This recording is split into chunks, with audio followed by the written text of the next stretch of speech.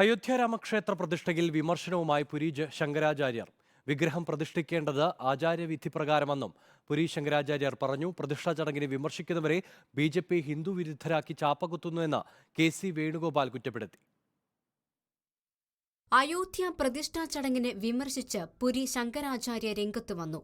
അയോധ്യയിൽ നടക്കുന്നത് പ്രതിമ അനാച്ഛാദനമല്ല, വിഗ്രഹം പ്രതിഷ്ഠിക്കേണ്ടത് വിധിപ്രകാരമാണെന്നും ഇക്കാര്യത്തിൽ 4 ശങ്കരാചാര്യന്മാരും തമ്മിൽ അഭിപ്രായ വ്യത്യാസമില്ലെന്നും അദ്ദേഹം പറഞ്ഞു.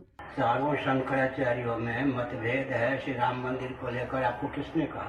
गलत प्रचार है। शास्त्र सम्मत विधा से भगवान की प्रतिष्ठा हो, पूजा आदि का प्रक्रम हो, इतनी सी बात है। इसमें कोई शंकराचार्य विज्ञान को प्राप्त नहीं है, मतभेद किसी में नहीं है.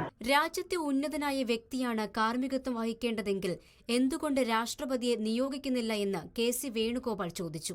ഇനി ഹെഡ് ഓഫ് ദ കൺട്രി ആണ് ഉദ്ദേശിക്കുന്നതെങ്കിൽ നമുക്ക് ഏറ്റവും വലിയ ഒരു മഹൽ വ്യക്തി ഉണ്ടല്ലോ, വളരെ താഴെ സമൂഹത്തിൽ നിന്ന് വന്ന് ഏറ്റവും അത്യുന്നത പദവിയിലിരിക്കുന്ന രാഷ്ട്രപതി ഉണ്ടല്ലോ.